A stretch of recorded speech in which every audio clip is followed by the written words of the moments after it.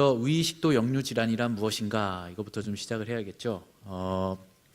요 그림 보시면 사실 이 말 그대로입니다. 여기 이제 위에서 식도로 뭔가 이렇게 역류가 되는 거 그거를 말하는 겁니다. 그래서 여기 보시면은 우리 몸이 가슴과 배, 흉부와 복부를 가로지르는 막이 하나 있죠. 이게 바로 횡격막입니다. 횡격막이 있고 식도는 횡격막의 위쪽에, 위는 횡격막의 아래쪽에 이렇게 있습니다. 그래서 여기 식도와 위, 요 접합부가 문제가 되는데요. 여기는 이렇게 횡격막이 이렇게 지그시 눌러주고 있고요.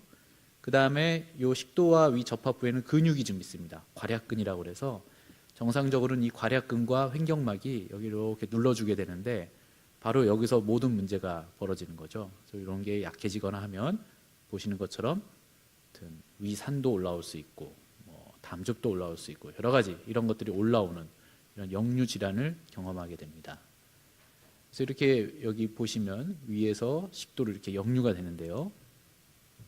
방금 전에 말씀드린 것처럼 이런 역류를 방지하는 장치에 문제가 생겼다거나 아니면 이렇게 올라오더라도 식도에서 밑으로 이렇게 계속 내려주면 청소를 해주면은 별로 문제가 안 될 것 같은데 그런 게 또 문제가 되는 분들이 있습니다.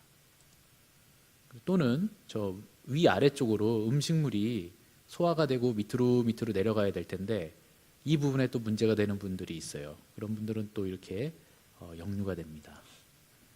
그 다음에 또 이렇게 위에서 위안에 우리 복부에 압력이 증가하는 경우가 있습니다. 예를 들어 여러분들 왜 헬스장 가서 이렇게 막 근력 운동 하시잖아요. 힘주고 그럼 배에 힘을 주게 돼요. 가끔 이렇게 헬스 트레이너 분들이 역류가 있어서 이렇게 오시는 분들이 있어요. 그리고 또 우리가 복부 비만, 여기 배에 이렇게 기름 차고 이렇게 살찌시는 분들, 그런 분들에 의해서 또 이렇게 복압이 증가되는 경우도 있습니다. 이런 분들은 살을 빼면 좀 좋아지겠죠. 그럼 이런 위식도 역류 질환의 증상은 어떤 것들이 있을까요? 제일 전형적인 거는 요 가슴이 쓰리다, 따갑다 이렇게 말씀하시는 분들도 있고 그냥 이런 건 아니고 그냥 좀 답답하다, 기분 나쁘다 이렇게 말씀하시는 분들도 꽤 있습니다. 근데 이게 역류인지 잘 모르시는 분들이 있죠. 그 다음에 이제 여기 명치 오목가슴 있는 부분이 쓰리고 아프다 이렇게 말씀하시는 분들도 있고 또 이게 아주 제일 전형적인 것 같은데 뜨겁다, 헐헐 타는 것 같다, 열불이 난다 이렇게 얘기하시는 분들이 있습니다. 또 이제 어떤 분들은 이제 고춧가루를 뿌린 것처럼 따끔따끔하다 이렇게 얘기하시는 분들도 있고요. 이렇게 정말 쓰린 것이 착 치밀어 오르는 게 이게 화병인지 뭔지 모르겠는데 이런 경우도 있다 이렇게 말씀하시고요. 심지어는 목까지 올라와 가지고 이쪽으로 신물이나 쓴물이 쭉쭉 올라온다는 분들도 있습니다.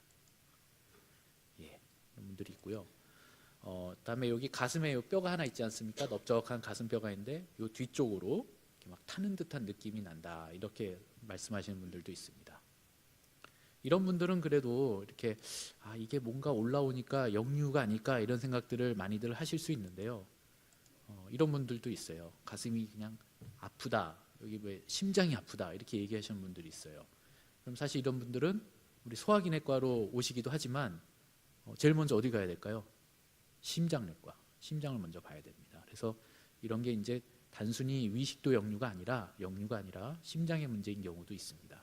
그래서 이게 좀 상당히 감별을 하는 건 이제 저희들의 몫이고요. 그 다음에 또 이런 분들도 있죠. 음식이 삼킬 때 여기 걸리고 잘 안 내려간다. 그래서 내가 혹시 식도암인가? 이렇게 생각하시는 분들도 있어요. 근데 이제 검사해 보면은 그런 게 아니고 그냥 역류였습니다. 이런 경우들도 있습니다. 그다음에 이런 분들이 참 많은데요. 여기 목에 뭐 껌딱지처럼 뭐가 붙어 있다, 가래가 있는 것 같은데 뭐 도대체 나오지는 않고 계속 굉장히 불편하다 이러시는 분들이 있습니다. 이런 분들은 이제 소화기내과도 오시기도 하고 이비인후과도 많이 가시죠. 근데 또 이제 이런 분들이 전부 다 역류가 있는 건 아니고요. 이비인후과적인 문제가 있는 분들도 있고, 그다음에 이제 또 스트레스를 받아가지고 이렇게 얘기하시는 분들도 있고 뭐 그렇습니다. 그다음에 이제 목이 역류 때문에 목이 간질간질하거나 목소리가 난 너무 자주 쉬는 것 같다, 헛기침을 한다 이런 분들도 있습니다. 이비인후과랑 같이 보게 되는 경우가 많습니다. 그래서 이렇게 역류 질환이 있는 분들을 우리가 내시경을 하게 됩니다. 우리나라는 또 내시경 강국이잖아요. 그래서 한 40세 이상이면은 2년에 한 번씩 다 누구나 내시경을 받듯이, 그래서 이런저런 이유로 내시경을 해보면 여기 한번 보실까요? 여기 요 빨간색 부분은 위입니다. 요 하얀색 부분은 식도입니다. 위랑 식도는 이 세포가 아예 다르기 때문에 이게 누가 봐도 한눈에 딱 차이가 나요. 근데 여기 한번 보시죠. 여기 이렇게 어때요? 헐어 있죠. 예. 이게 바로 식도염입니다. 염증. 이렇게 살짝 있는 분들도 있고 길쭉하게 있는 분들도 있고, 또 어떤 분들은 이렇게 염증이 있으면서 옆에 막 연결이 되기도 하고요. 이건 뭐 이거 혹시 뭐 암 아니야? 이렇게 생각할 정도로 굉장히 심한 분들도 있어요. 예. 이렇게 식도염이 있는 경우는, 그리고 또 아까처럼 증상이 있는 분들은 야, 이게 위식도 역류 질환이구나, 이렇게 우리가 쉽게 생각을 할 수가 있어요. 여기는 어떤가요? 예, 쪽 위와 식도가 이렇게 구분이 잘 되어지는데 조금 전에 보셨던 것처럼 염증이 없습니다. 그래서 많은 분들이 내시경을 하고 나서 난 분명히 역류라고 하고 뭐 어떤 선생님도 역류라고 했는데 내시경을 했는데 깨끗하다고 한다. 이게 어찌된 일이냐 이렇게 말씀하시는데, 예, 그럴 수 있습니다. 이렇게 역류, 위식도 역류 질환이 있는 분들 내시경을 하면 앞에 사진처럼 식도염이 심한 분들도 있고 이렇게 멀쩡멀쩡하신 분들도 꽤 많습니다. 뭐 많게는 50%까지도 얘기를 하죠. 그래서 우리가 역류성 식도염이라고 하는데 이게 위식도 역류 질환이랑 완전히 같은 건 아닙니다. 이런 관계죠. 이렇게 역류성 식도염이 있는 분들이 있고, 또 이렇게 이런 미란이라고 합니다. 헐은 거, 미란이 아닌 그런 역류 질환도 있어서 우리는 이런 거를 다 합쳐서 위식도 역류 질환이라고 얘기한다. 그래서 이런 걸 아셔야지 이제 내시경 하고 나서 괜히 막 괜히 고민하시고 이럴 필요가 없을 것 같아요. 그럼 우리는 왜 이 질환을 역류를 치료해야 될까요? 예. 소화기내과나 이런 아산병원에서 이제 많이 치료하는 병들은 암이 많죠. 근데 암이 아니고 이거는 무슨 암이나 이런 게 되는 건 아닙니다. 그래서 제일 큰 이유는 편하려고 하는 겁니다. 증상 완화. 이 불편한 거를 좀 없애려고 하는 거예요. 그래서 뭐 어찌 됐든 간에 이 증상만 없어지면 뭐 약을 쓰든 수술을 하든 뭐 약도 안 먹고 수술도 안 하고 무슨 요법을 쓰든 좋아지면 되는 겁니다. 그다음에 이제 합병증을 예방하는 경우도 있지만 이건 굉장히 작은 부분입니다. 그래서 주된 우리의 치료의 목표는 어떻게든 편하자. 예, 이게 증상 완화가 큰 목표가 됩니다. 따라서 이런 역류 질환의 치료는 이렇게 기본적으로 약물 치료, 우리 내과에서는 약물 치료와 이제 좀 이따가 이인섭 교수님이 설명해줄 수술 방법이 있고요. 그렇지만 이 기본 바탕이 되는 생활 습관 개선, 저는 이걸 항상 외래에서도 강조하는데요. 요게 돼야지 좀 훨씬 더 여러분들이 편해집니다. 그래서 약물 치료는 어떻게 하는 것이냐? 그래서 아주 위산을 억제해 주면 되는 거예요. 그래서 위산이라는 거는 여기 위에 보면은 이렇게 동그란 이렇게 세포가 있습니다. 이 세포에서 어떤 그 벽세포라고 하는데 이 세포에서 위산이 나옵니다. 이렇게 퐁퐁퐁퐁 나오게 되는데 여기에 이 펌프라는 게 있어요. 이 펌프가 있는데 이 펌프를 직접 막아주는 약제도 있고 이 펌프까지 가는 여러 가지 신호가 있는데 그 신호 중에 하나를 이렇게 막아주는 이런 약제들을 우리가 많이 개발을 했습니다. 그래서 보시면은 1950년대 정말 까마득한 옛날이죠. 예, 그 시절에는 제산제라고 하고 요즘도 제산제는 잘 쓰고 있습니다. 주로 이렇게 빨아먹는 약 아시죠? 예, 그런 걸 쓰면은 이건 그냥 그대로 말 그대로 이 산도를 낮춰주는 그런 약이에요. 그런 약이 있었고 그 다음에 한 70년도 되면서 H2 수용체 억제제라고 뭐 굉장히 말이 긴데 유명한 약들은 뭐 큐라닌이 잔타기니 이런 약들이 있어요. 그런 약들이 나오면서 위산을 억제해 줍니다. 그러다가 이제 80년대 들어와서 지금까지 계속 쓰고 있는 게 이 양성자 펌프 억제제라는 게 있습니다. 그래서 요거를 영어로는 PPI 이렇게 얘기를 합니다. 그래서 보시면은 바로 그런 그 큐라닌이 잔타기니 하는 거는 이런 그 신호의 한 부분만을 우리가 막아주는 건데요. PPI라는 약은 뭐 어찌 됐건 위에서 무슨 일이 일어났던 제일 최종 단계에서 이거를 딱 막아주기 때문에 효과가 굉장히 강력합니다. 그래서 보시면 한번 볼까요? 이 약을 썼을 때 위약, 가짜 약이죠. 가짜 약을 썼을 때, 그 다음에 기존 약이라는 건 이제 그 큐란, 잔탁 이런 약들을 말합니다. 그 다음에 이제 요즘 많이 쓰고 있는 신약이라고 하기도 좀 그렇습니다. 이제 PPI라는 약을 썼을 때 한 6주, 8주가 되면 어떻게 되나 봅시다. 위약 같은 경우는 한 20%에서 반응이 있습니다. 가짜 약을 써도 한 20%는 좋아져요. 근데 이제 기존에 쓰던 약들은 한 4, 50%, 하면은 PPI라는 약은 거의 뭐 80%, 90% 이렇게 효과가 굉장히 좋아요. 그래서 요즘은 우리가 역류 질환의 메인 치료약은 PPI라는 약을 쓰게 됩니다. 우리나라에 한 6, 7가지가, 대여섯 가지가 나와 있죠. 그래서 이 PPI라는 약은 하루 한 번만 복용을 합니다. 가끔 이런 분들이 있죠. 이거 한 번 가지고 되겠냐? 너무 약한 거 아니냐? 예.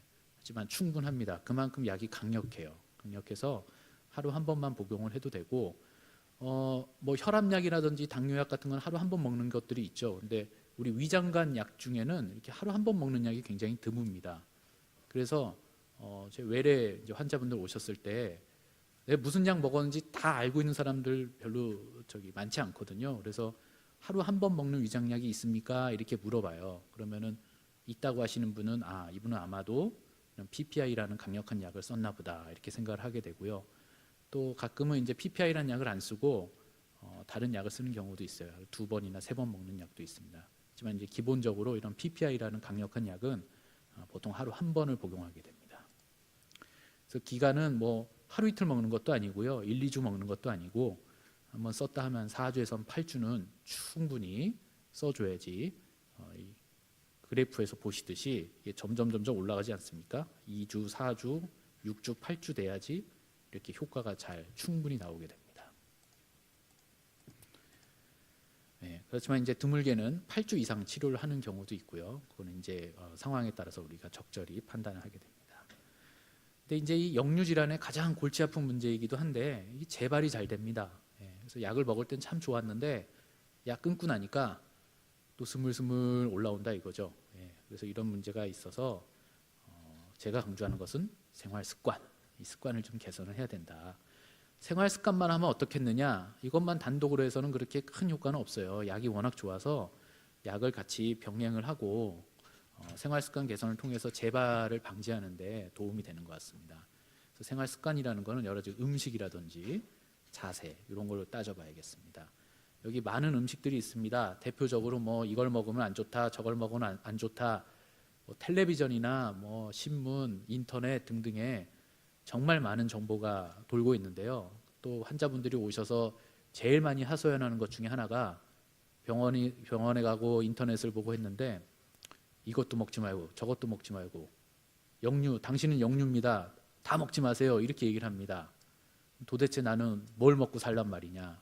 즐거움이 없다. 이렇게들 말씀하시거든요. 정말 중요한 거는 여러분 자신의 몸이 하는 말을 들어야 되는 거예요. 그래서 예를 들어 뭐 사과, 귤이 안 좋다. 근데 귤 먹어도 아무렇지 않은 분들이 있어요. 그럼 그런 분들은 좀 먹어도 되는 겁니다.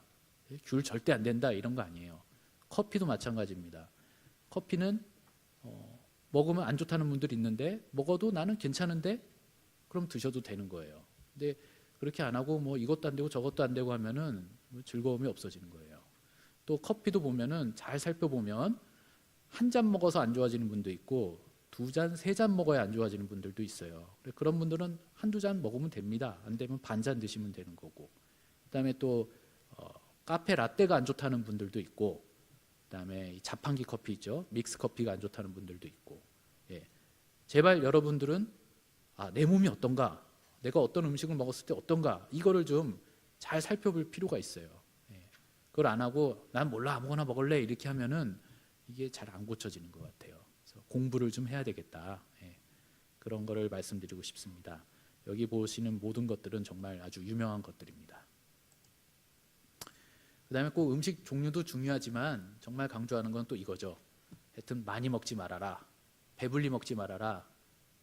밥 먹고 나서 야 잘 먹었다 배 두드리면은 잘 먹은 게 아니에요. 그거는 살짝 한 숟갈 적게 먹는 습관을 좀 들이셨으면 좋겠고, 이 밤에 치맥으로 대표되는 야식 이게 문제가 많아요. 이거 알면서도 잘 못 고치시는데 고치면 정말 편안해집니다. 그 다음에 우리나라 사람들 너무 바쁘잖아요. 일하시고 뭐 그래가지고 바빠서 밥을 제대로 시간 못 맞춰 먹으니까 틈나면 그때 빨리빨리 먹어야 되는 거예요. 그래서 폭식을 하는 경향들이 있습니다. 참 안타깝지만 이런 걸 좀 우리가 고치려고 좀 노력을 해야지 될 것 같습니다.